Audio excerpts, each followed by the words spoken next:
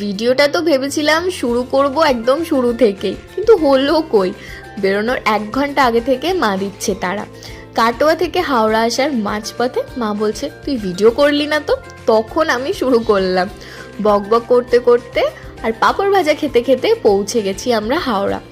আর আমাদেরকে বসিয়ে রেখে দাদু খালি চলে যাচ্ছিল এদিক ওদিক ঘুরতে। তারপর আমরাও একটু বেরোলাম চা খেতে, আর একটু ঘুরেও এলাম বাইরে থেকে।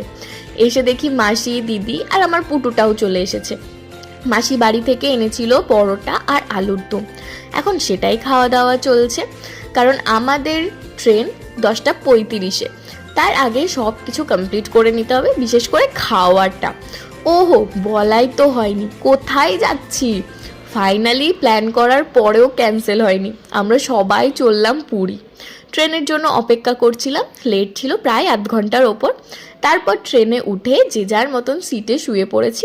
আর আজকের মতন এটুকুনি, চলো দেখা হবে আবার পুরী গিয়ে।